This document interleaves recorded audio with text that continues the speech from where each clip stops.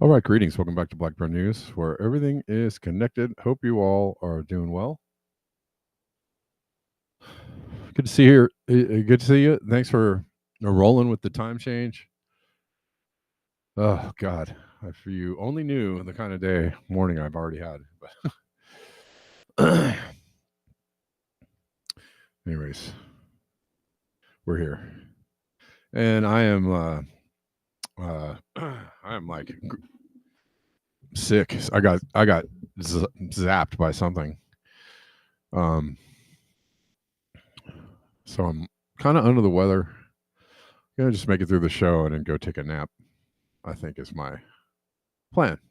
All right. Live on Rockfin YouTube. Rumble. Yeah, I saw that Denver. Yeah. I saw the thing about honey. I didn't even know that existed. I mean, I wish I had my affiliate link game together. I do not, so it doesn't really affect me. But I heard about what they're doing, and that is, well, fraud. Just like kind of half the things on the internet are fraud. YouTube is fraud. Definitely YouTube. Google is fraud. There's all these companies committing like widespread, out in the open, naked corruption / fraud. And yeah, I don't know what to do about it, honestly. Thanks for giving the word on YouTube, Denver. I appreciate that. Well, and knowing that about what I know about, the PayPal was behind that. PayPal is really evil, by the way. PayPal Mafia, Elon Musk, Peter Thiel, and I know there's a couple others in there. Those are the guys with the names that people know. Anyways, the PayPal Mafia is behind so much dirty deeds and dirty dealing, and the new technocratic takeover. They're kind of like, those guys are all linchpins in that. But to hear that they're doing stuff like stealing people's affiliate money, it doesn't surprise me.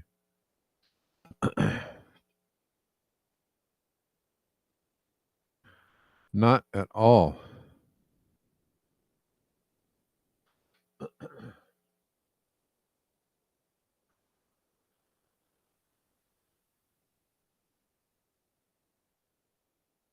Yeah, Denver says all payment processes are the same. They operate as banks without the regulatory compliance necessary banks. Excuse me. Yeah. Yeah, kind of like social media platforms working as news aggregators or public services, but without any of the regulations. All right. Well, let's get into it. Time's a wasting, and I am, I'm really like, I'm worked. I got slapped. Whatever I got, it slapped me down. Slapped me good. We talked about this before. This is not a news story, but a news story. Big tech is paying for gas plants and pipelines to directly power data centers, threatening global climate goals. AI is guzzling gas. Well, yeah. Energy experts warned only a few years ago that the world had to stop building new fossil fuel projects to preserve a livable climate. And that is all a bunch of malarkey, right? So the thing to know is, again, one more time, it's not that climate change is a hoax, that it's much worse than they are willing to let you know. And they are, yes, they're scheming and scamming people with the threat of climate change, but they're not going to do anything about it. AI is a perfect example of electric cars, solar panels, wind farms. Like, all of these things are perfect examples of why they're not serious about saving the planet, because all of these things are just basically money grabs. And there was a time, I think, when they were saying AI was going to solve the climate crisis. Ha ha ha, go ahead and Go ahead and have a big fat chortle on that one. Is that AI was going to solve the climate crisis? No, it's gonna exponentially make it that much worse until the end, until the very end. AI is a massive energy user, and we are hurtling headlong into an AI future, and the people in charge don't care. And we could also, the military is a good example too of why there's no seriousness about saving the planet, because while they talk about saving the planet, we're hurtling headlong into an AI powered future, which they need to set up the panopticon or whatever. Right. And, if they were serious about climate change, they would, radically scale back the military, stop making weapons, stop fighting wars, bring the troops home. That would be the thing to do to stop climate change. But they're not. They're, we are rampaging across the globe in imperial style.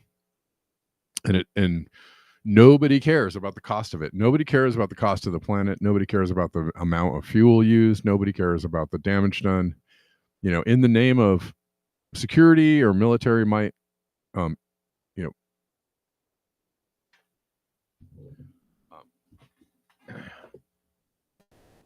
nothing is spared. Everything is used, and that won't stop. That will never stop.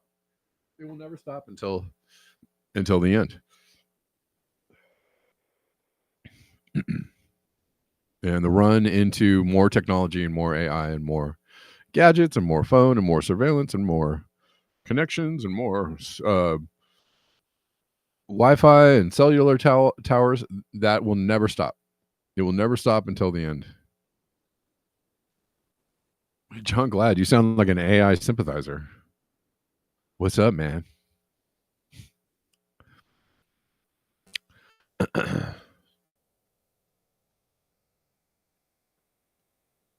Right. I mean, it's wild. Anyways, we'll keep going for a second.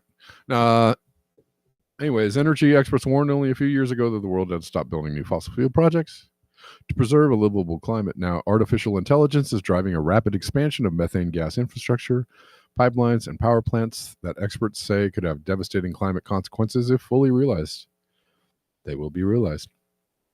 As large language models like ChatGPT become more sophisticated, experts predict that the nation's energy demands will grow by a shocking 16% in the next 5 years.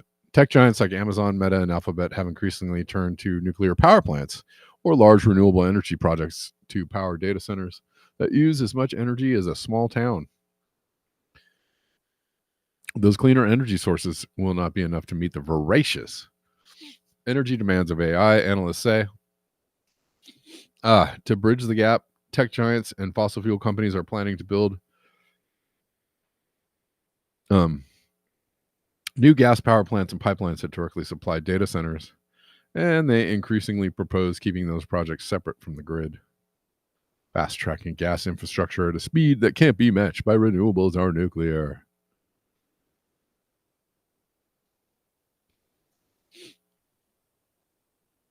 The growth of AI has been called the savior of the gas industry in Virginia alone. The data center capital of the world, a new state report found that AI demand could add a new 1.5 gigawatt gas plant every 2 years for 15 consecutive years. Do you see? Man, I never get sick, but man, whatever I got, I just absolutely got smacked down. Jesus.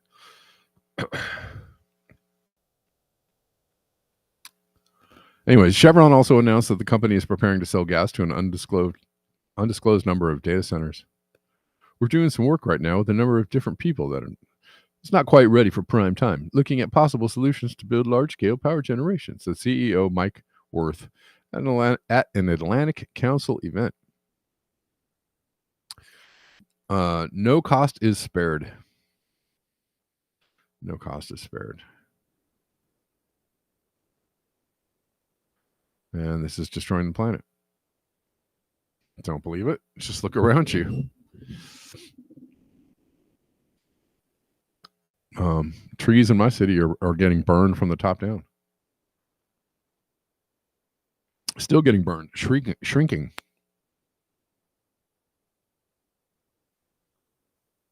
And I have a large elm in my backyard that had some kind of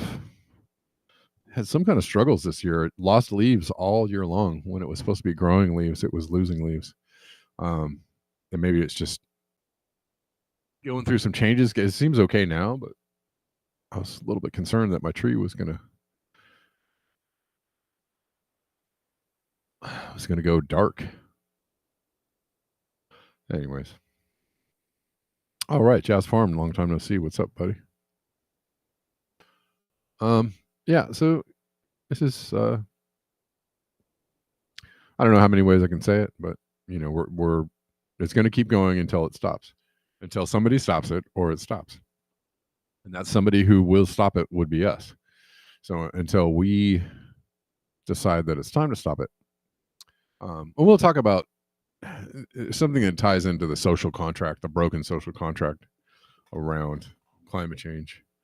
That is also relevant, but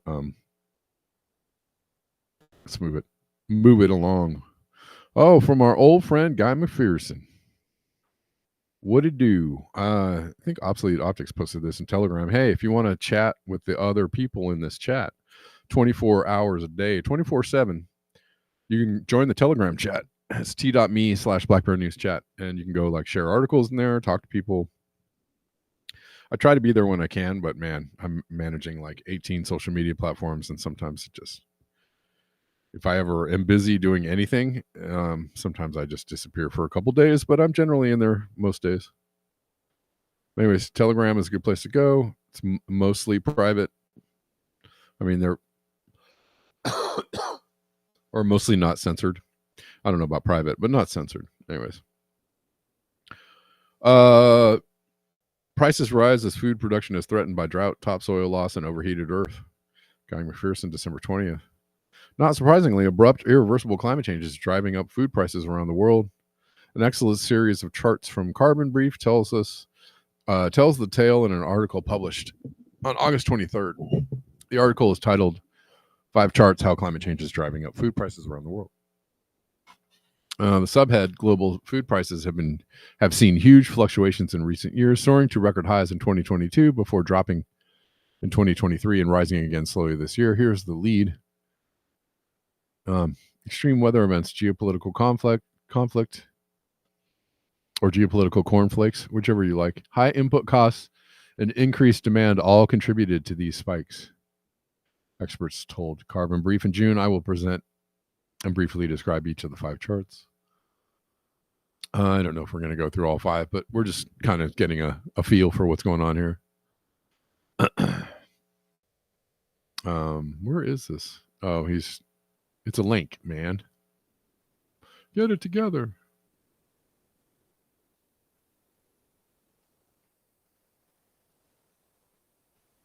Sorry for the scrolling.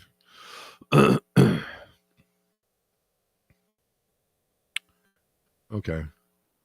First graphic is from Europe and is titled Extreme Heat Pushes Up Food Inflation. Red areas indicate food inflation. Darker red indicating greater inflation. Greenland is indicated in blue, the only region where the food prices decline. Sorry if you can't see that. Sorry. My God. Where are them charts?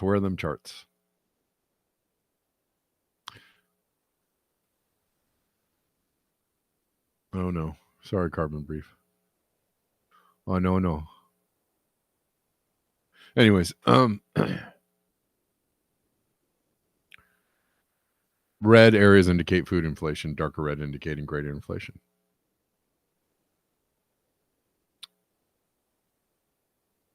Do you see? Do you?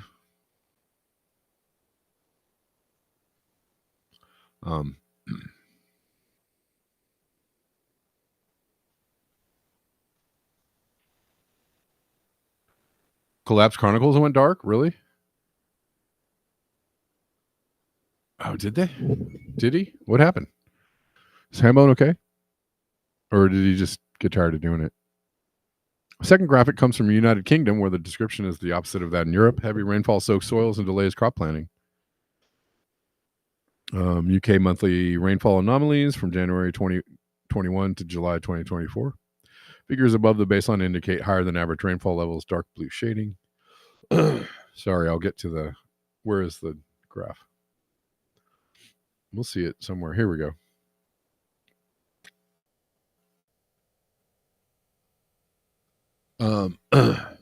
Those below the baseline indicate less rain, yellow shading, compared to average levels from 1991 to 2020. Third example is found in the United States, where orange production falls due to disease and extreme weather. Specifically, production of oranges declined by more than 40% between 2020 and 2024. Hurricanes Irma and Ian affected orange production in Florida, as shown with the orange line. Let's look at this. Where is it? Oh, here we go. Orange production falling.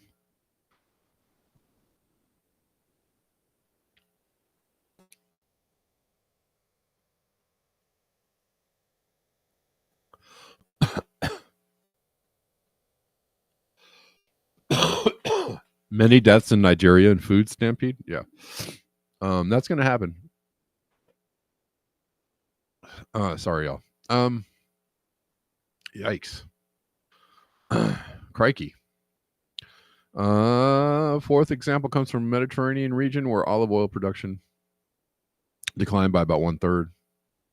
Oh, and olive oil prices are spiking, and there's like a black market for olive oil going on. Have you guys heard that story? I think maybe we talked about it.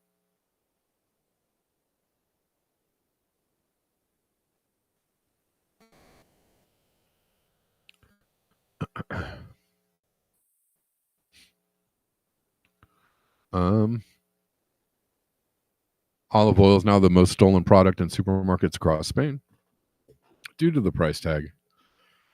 China rounds out the list of locations with increasing food prices. Extreme rainfall cut China's rice yield by around 8% from 1999 to 2012. China was also plagued by extreme heat, drought, extreme cold, unnamed other factors. China is a huge country, so it's no surprise that extreme rainfall and drought are items number 1 and number 3 on the list of factors contributing to reduced food production.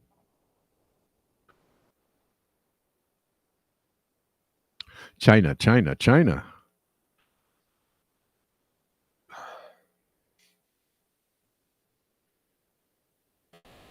So we know they've got a lot of extreme rainfall, right? A ton. And we've seen that over and over the last few years.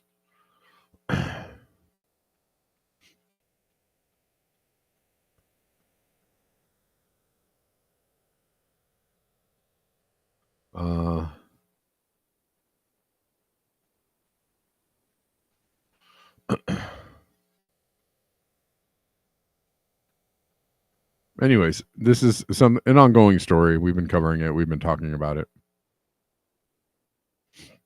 Cost increase is ultimately transferred to consumers, who see it in the form of higher priced products, groceries, other commodities, or just lack of available fruits and vegetables across the board.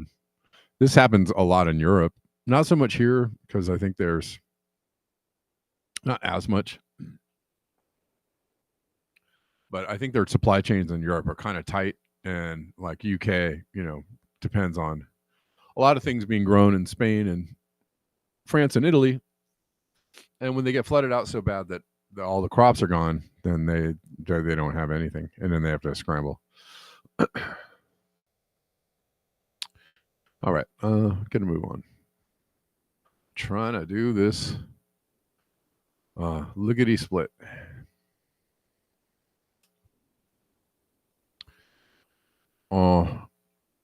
Just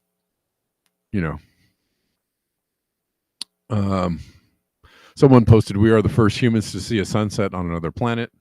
Quite a thought. And Post Carbon Steve said, "We're also the first humans to see livable planet destroyed." Quite a thought.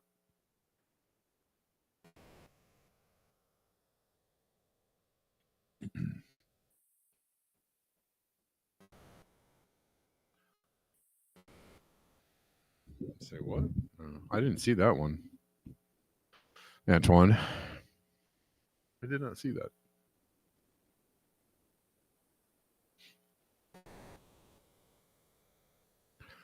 Um,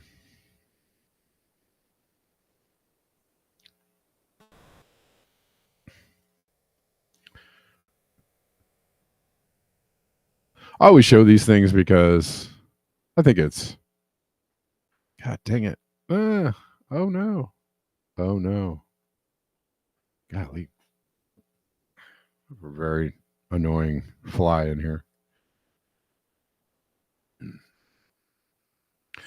I always like to show stuff like this because you can actually enact public policy that is for the public good. I know everybody's talking about, oh my God, 15-minute cities, and oh, they're going to take away your car. Oh, I'm like, is that bad? I mean, I'd rather do it because people decided together that this is a good idea. Um, you know, I would like to live in car-free areas or a car-free city. I think it would be freaking great. I really despise the automobiles. I mean, they're so handy, aren't they? But and can do so many things with them, but they really are just a nuisance and mostly dirty and mostly a huge waste of resources.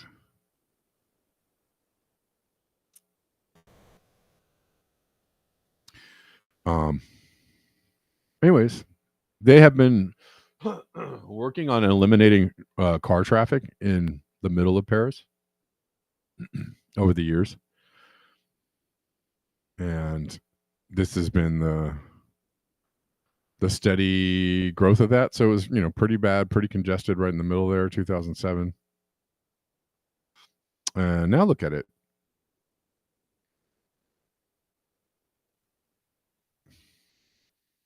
I mean, it's a small win. It's a small victory. It doesn't really, this is not like we did it, guys. We solved climate change. That's not what this is. It's just, I think it's just a good example of being able to,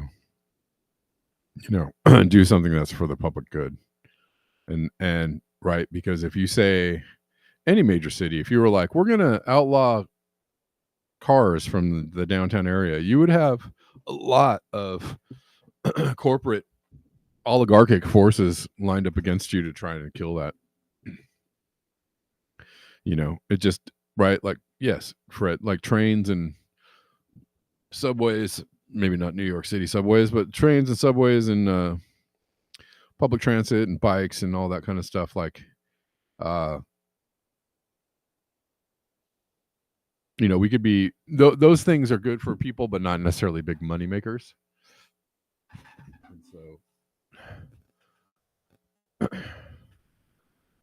people have a vested interest in getting you to run to the gas station every day and fill her up. Drive around and do it again, and drive around and do it again, drive around and do it again, and then get rid of your car and get another car and drive around and do it again, drive around and do it again. That is just the sound of a money till. Cha-ching.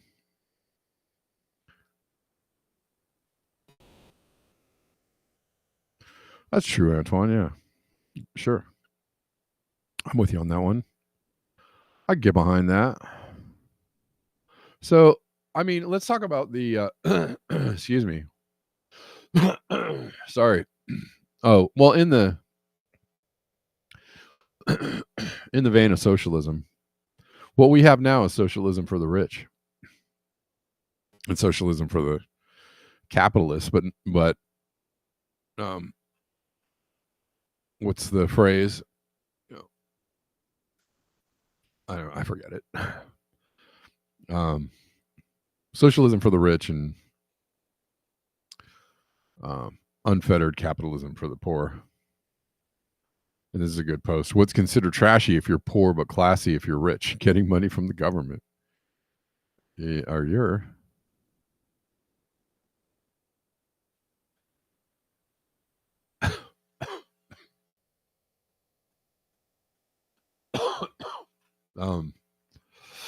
Yeah. So, the wealthy and the people that are telling you that big government is bad, these programs are sucking up all the money. There's too many regulations. All the people that say that stuff are all people that benefit from socialism, from subsidies, from handouts, from government contracts, from building contracts, from military contracts. They all benefit from all of this free money and these contracts and this, absolute endless trough of wealth from the government, because they can just print more, whatever they need. They can print more. Exactly, guys. You guys are in it to win it.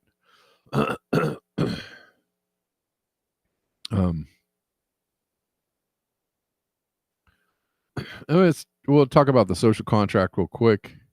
And there are a lot of people talking about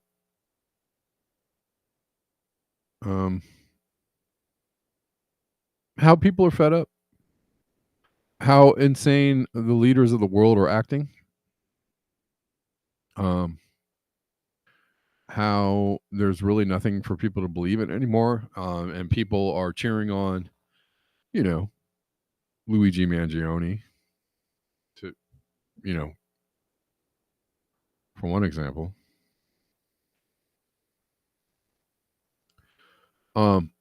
And this is what happens when you push people to the point of, when you really set up an adversarial situation between the people and the government, right? And the people obviously know and feel and understand that the government is not going to react to their needs.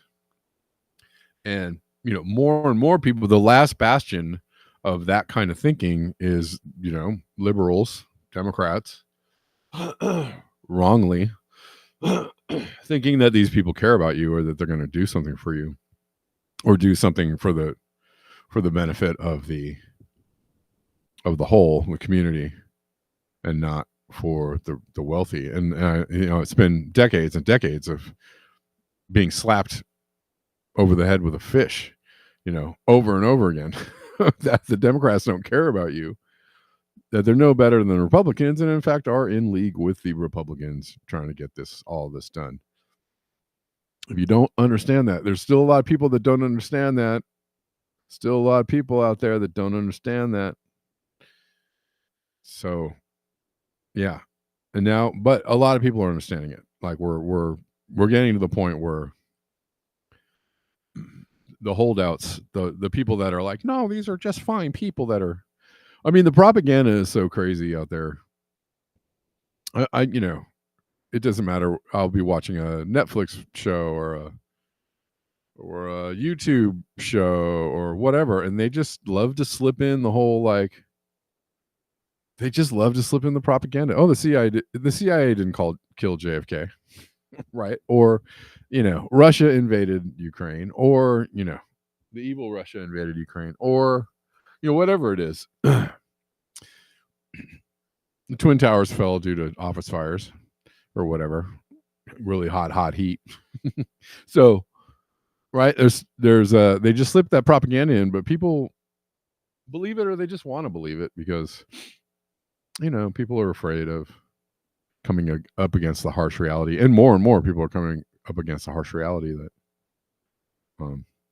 that we're kind of screwed unless we do something.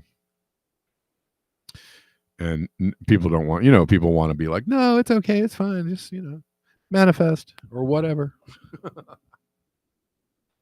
Just look at it's just put on those rose-colored glasses and party down. It's fine.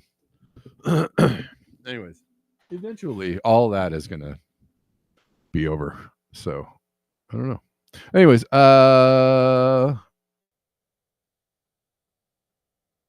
this is a good example of how people are feeling. The SNL crowd cheers for Luigi Mangione last night, making the host so uncomfortable. He said, "You're cheering for justice, right? What he doesn't understand is this is justice in a decaying capitalist empire." Luigi Mangione dropped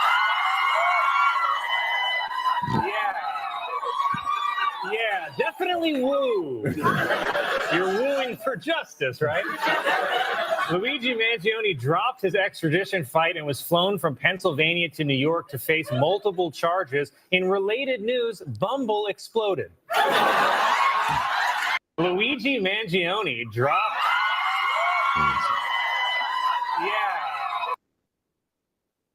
But there's lots of excuse me. There's lots of indications that the social contract is utterly has been broken over and over and over. Like there's just no.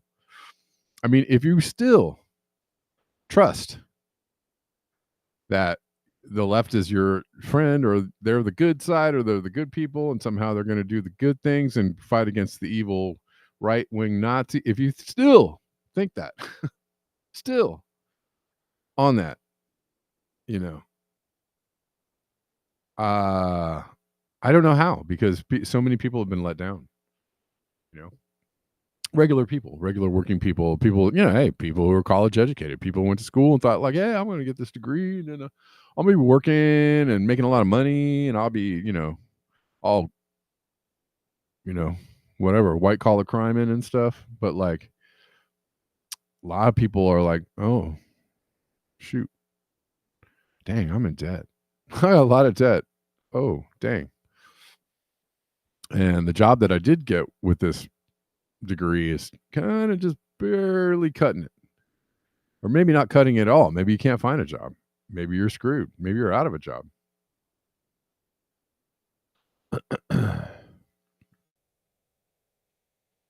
Anyways, James Corbett in an interview with Ryan Christian was talking about why it would be the end of, another reason why it might be the end of the social contract as we know it, and we'll have to, this is the time when people will go on the streets or something.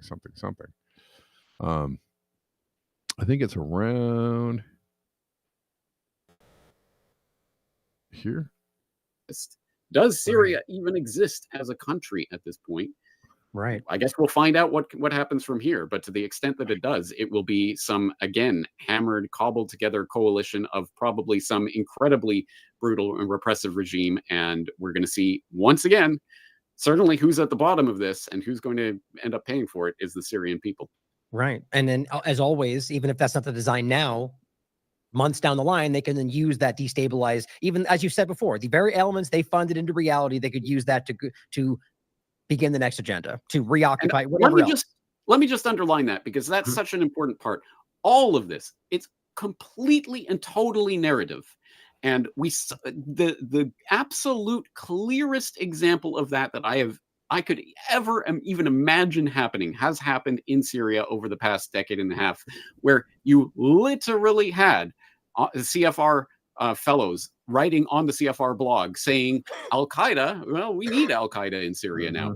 And that, when that was being written, was literally just a decade after 9/11. And to go back to 9/11 and telling people, the Al-Qaeda that definitely did this all by themselves, guys, totally 100% them. And they are the existential threat to civilization. And the reason that we have to tear up the world and completely transform our lives and everything over this Al-Qaeda threat. And then I'm telling someone from that time, 10 years later, they're going to be the good guys in Syria. But that just shows it can be flipped on a dime. And absolutely, they could do that literally tomorrow. Hey, those guys that we were funding in Syria, turns out they're terrorists. Oh my God, who knew? And they will do that at the exact point that it becomes politically advantageous for them to do that. And unfortunately, again, people who just absorb the news, just let it wash over them, will just go along with it. Oh, okay. Right. Oh, good. Well, I'm glad they're going to take care of that terrorist threat now. I mean, I've said this so many times over the years that, the boogeyman of yesterday is or rather the ally of yesterday is the boogeyman of today. It's, Osama bin Laden or Saddam Hussein, they're allies before they become, or even the Kurds, who knows what that'll happen tomorrow, clearly that's the cycle. But before we end with a couple thoughts on the drones, I think it's interesting about the World War III point that we mentioned, the idea being, in my mind, that it's only because it's not advantageous yet. Right. That we've met that metric many times. That's just when they can say now what's happening, like you just said. Right. And that's what shoe's going to drop at some point. And I brought up an interesting thought to me that you kind of touched on there that I've thought of before. Syria, but like with Libya, for example, Libya doesn't exist right now, despite it still being Libya on a map, still having a name, and so Syria's the same way. And so at what point do they say, yeah, that's just a balkanized area with the people we control in 7 different locations? When they decide to let that be the case is when it will be useful for them, and that's what I think is interesting is the maps will be drawn the way they want them to, as long as they want them to. I just find that to be interesting to point out. So go ahead and comment on that if you like. But last few minutes, your thoughts on the overlap to this, because or to the drone conversation, because to me, it just stands out as a very manipulated and obvious psychological operation, despite possibly being very real, obvious examples of drones.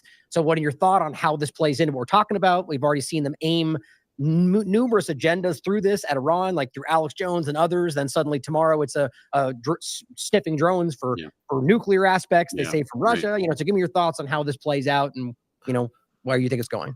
Well, that's why I think it's incredibly important that we have that idea, nuclear war, comply no more, or something along those lines, as seeded into the public consciousness right now, because it is certainly a false flag card that is on the table, isn't it? That they could, oh my God, it turns out they're sniffing for nukes or whatever, and that's why you've seen all these drones.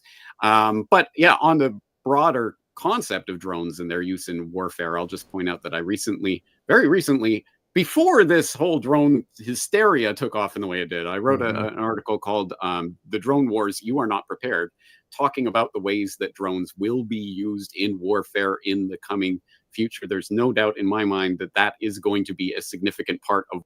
Anyways, yeah, we've been talking about exactly this thing, but the main thing I want to get to is he was saying, like, and I think he follows up in a few minutes about, if you see a nuclear bomb go off, well, then that's it. All bets are off. Like, it's time to storm the Bastille. I'm like, you got to wait for a nuclear bomb to go off? But I sure. What are you saying? Like, nuclear war, comply no more, or whatever. Yeah, sure. Should be seated in the public consciousness. I think comply no more should be already a thing. It's already a done deal right now. Like, we're too complying and complacent. Way too complacent. Way too much complying. Need a whole lot less complying. Anyways, not you, extra Vola, no. Hell no. Going south, no. Kamishwar K. None of you guys are complying. So F the man. You know what I'm saying? F that dude. All right.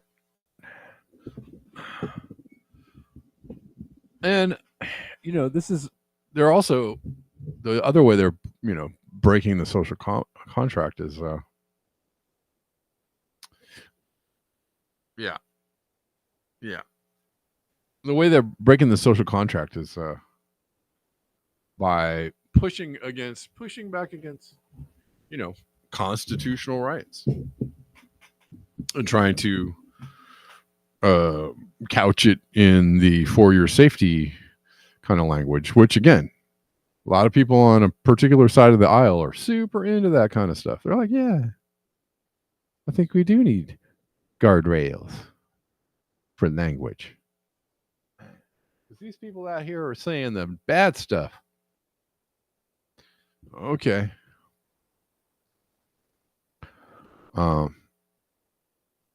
But they're constantly pushing against your First Amendment rights, your Second Amendment rights, they're constantly kind of trying to sneak in there. And what the heck? Where are we? Okay, sorry. Just trying to make sure I'm in the... No, that's not it. Trying to make sure... the constant ongoing rise of surveillance and censorship and all of that is another, just another form of breaking the social contract.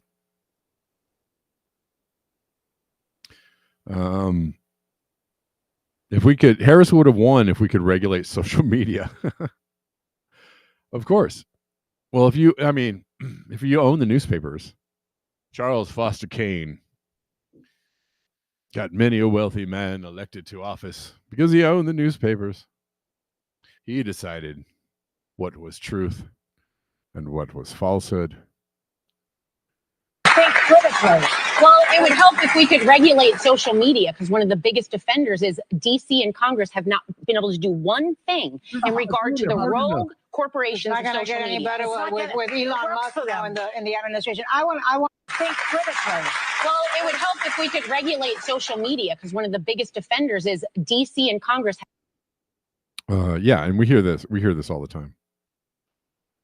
But why would you? So I don't know. Saying that out loud like that is kind of odd to me. I mean, they look a little like, it looks a little obvious. Like, well, yeah, if we could, we don't want people out there talking and saying stuff. Like, but it's all bad. Whatever they're saying is obviously bad, illegal, terroristic, misinformed, whatever, Russian infused. Whatever you're saying that is negative towards our side or our candidate is clearly false, and you're brainwashed and you're weaponized by social media. Yeah.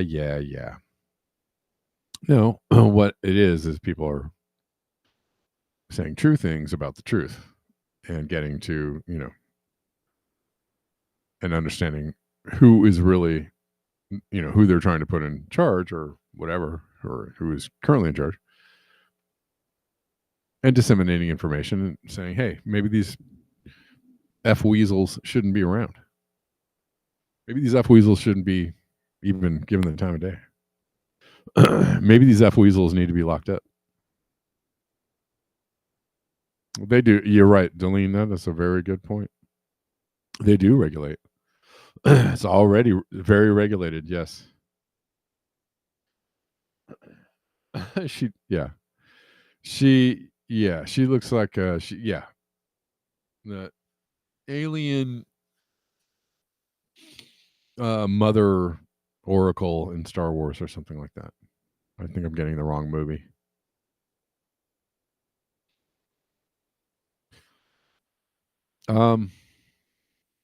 This is another thing that's starting to be a little more prominent, is that they're starting to before I forget, guys, if you enjoy the show, if you like this show coming to you every single day, Monday through Friday for free 99, and you enjoy hanging out here, watching the content and all that kind of good stuff, please consider supporting the channel. There's lots of ways to do it in the description box. All the usual suspects are there: the PayPals, the Venmos, the Zelles, the Cash Apps, the Patreons, the Buy Me a Coffees, the Ko-Fis, etc. This show is powered by you, and many of you already contributed to the show. You know who you are. I really appreciate you. That's that. Anyways, they're starting to stop people from taking screenshots. Of course, for your safety, right? Or for the safety for the children. The best way to do it, the best way to get anything done is to say it's for the children. Because what kind of maniac, what kind of cretin, what kind of, rat bastard wouldn't do something for the children, wouldn't do a safety protocol for the children? Because no. Well, the problem is that the reason why they're doing this, and why they're doing this, because screenshots are kind of the best way to share information that is otherwise might be blocked or hard to get to, or maybe only there for a few moments, etc. But I'm seeing this all over the place now, is this new wave of like, we're going to stop people from screenshotting things, and I'm like, screenshotting is like one of the main tools that people use to share information. It's a huge one. And again, they're kind of tiptoeing this out for the kids, but it ain't for the kids. It's to stop you from screenshotting things and keeping them, saving them, sharing them, etc. Instagram on to block users from screenshotting DMs in new safety move. New security features aim to protect young users. So this is all about, like, you know, they're saying that people are luring youngsters in DMs. I mean, yeah, that could be troubling, but I think there is an age limit for users on Instagram, and then I think if you're on Instagram, you know, parents need to be pretty involved in, like, making sure. It's hard though. I understand. You know, this actually makes a lot of sense, but that's how they get it in there. It's part of a series of new security features to safeguard young people online, and following a rise in extortion scams. Social media app will prevent users from being able to screenshot or screen record, view once, or allow replay images or videos in private messages. Okay, that seems harmless enough. This means that if someone sends a photo or video on Instagram DM or Messenger using a view once or allow replay feature, they don't need to worry about it being screenshotted or recorded in-app without their consent. We also won't allow people to open view once or allow replay images or videos on Instagram web to avoid them circumventing screenshot prevention. Meta has also announced nudity protection filters. Well, I mean, okay. I actually am for that, but man, I see so much nudity on Instagram already. Like, you know, it might as well be nudity. I mean, it's kind of wild. Like, and Twitter is like full on, like, porno stuff is on Twitter. Like, that's what's weird to me, is they're so into these guardrails and, you know, for your safety, and we got to protect the children, but there's like straight up porn on Twitter. What's up with that? They can't get rid of the porn. They can shadow ban you. They can keep anybody from seeing your tweets. They can, you know, ditch your account. They can, you know, hide your account. They can do all kinds of stuff to you, but they can't get rid of the porn. What the hell? Yeah, and it's like, it's hard to get away. Like, Instagram is kind of weird because Instagram, not so much Twitter, but Instagram is like, I don't know. There's a lot of, like, I get a lot of bots, you know, OnlyFans bots, and like, and then I just get, like, you know, I'm like just scrolling through my feed, and then like every 10 seconds I get a bunch of like almost completely naked women. Like, I'm like, what the hell is going on? I mean, you know, look, I enjoy the female form and all that kind of good stuff, but I just don't want to see like the ass shaking, like I just don't want to see the ass shaking like all day on a social media platform. Like, not really. No thanks. You know, and it is weird because, you know, if you're looking at your phone and you're like looking at, you know, you're just scrolling through your feed of friends and pictures, recipes, whatever, and then you're just like, oh, I got to see this, like, all this like super like TNA in my face. Like, it's just weird. It's just disconcerting. I really wish that they would do something about that. They shadow ban you if you don't provide the porn. Okay. Yeah, it's just weird. It's just a weird thing to me. I'm like, you guys, this is okay. This is the platform. This is what you want to have.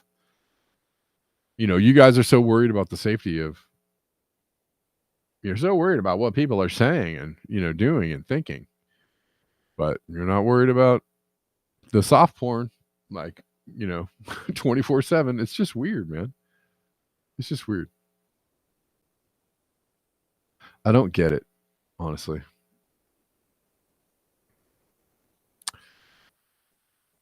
Anyway, so yeah, look for that, more of that kind of stuff. Screenshotting.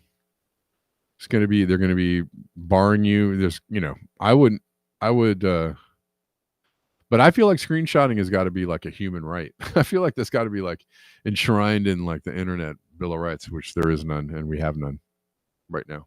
But I feel like screenshotting is like one of the top tools that people use. So you're going to see a lot more of them.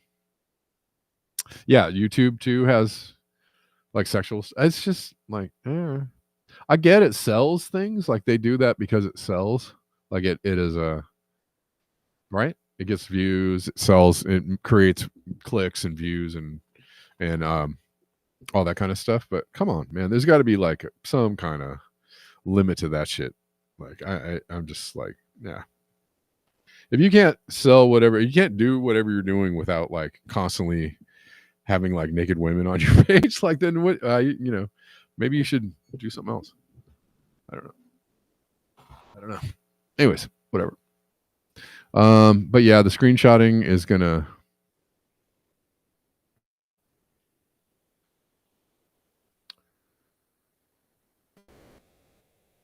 Let's see.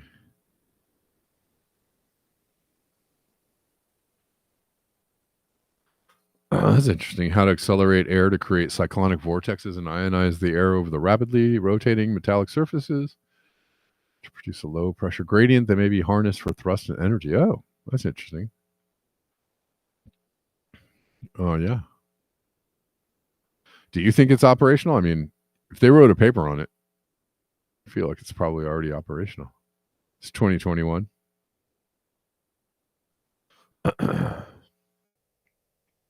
What? Air ionization that can be used in airplanes and flying saucer propulsion. Okay.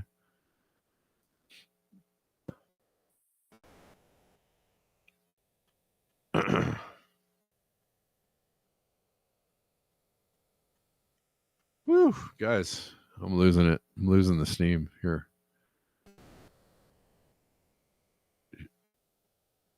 Shit, what? Shit hitting the OnlyFans? Okay. I mean, it's fine. Like, if that's what, there's a time and place for that. Like, it's, if you're doing OnlyFans and like, but there's a lot of like bots, like sex bot, and they use that to censor people's accounts. That's one of the ways that they censor people's accounts. If they think you're getting too much reach, they send a sex bot over to like all your shit or friend you. And then that kind of like sets up, they're like, oh, this is a malicious or a weird account. It actually, it sets, it sets the algorithm towards negative towards you just because this bot is following it. That has been going on for a few years.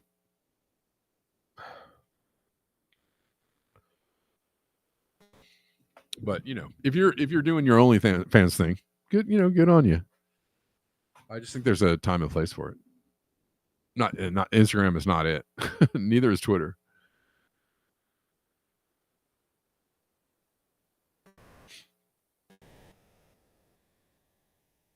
I have to look at this paper. I'm gonna have to I gotta go lay down, guys. I've had like a really long morning. All right, y'all. Let me see if I have anybody to thank for today's show. I am not going to be here for the next 2 days, and I apologize. I know I've been taking some days off. I had a big music project that I had to do last week, and I just spent like multiple days, like all day long, working on it. Anyways, tomorrow is Christmas Eve, and the next day is Christmas, and I think I'm gonna not do a show those 2 days, but I think I'll be back on Thursday. So I'll see you guys Thursday at noon at 12 p.m. Thank you all for hanging out. I appreciate you. Yeah, I'm just gonna, I'm gonna have some family time.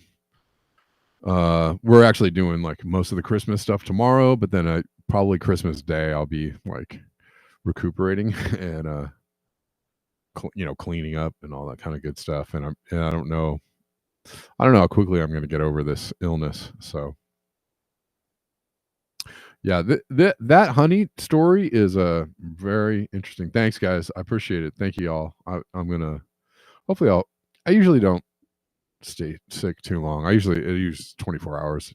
I'm generally like starting to be on the mend. Yep. Yeah, Denver. Yeah. Oh, well, I'm really super interested in that, how the algorithm manipulation works, and shadow banning works, and what they're doing. I listened to one person talk about it, and she was saying that like she can't create any new accounts that aren't already shadowed. Like they have your likeness, your IP address, your everything about you. They already know everything about you, and they got you. And if you try to create a new account or a new social media account, like it's almost impossible. And that's what I have found. Like all my social media accounts are all heavily suppressed. It doesn't matter what I'm doing. Right, like on some accounts I'm talking about politics and kind of more deep stuff, and on other accounts I'm just like posting music and talking to my friends. It doesn't matter. I'm suppressed on all my accounts, like across the board. It's really weird. So they know that I'm doing stuff over here on this channel, and they're like, screw that guy. Whatever you're doing ain't gonna happen. Whatever. I'm gonna find a way around it. But thanks, guys. I will see you on Thursday. I appreciate you. Enjoy your Christmas. Merry Christmas and all that kind of good stuff. Hope y'all get some goodies under the tree, and you hope you get some good stuff in your stockings and stuff. All right, y'all. Peace and chicken grease.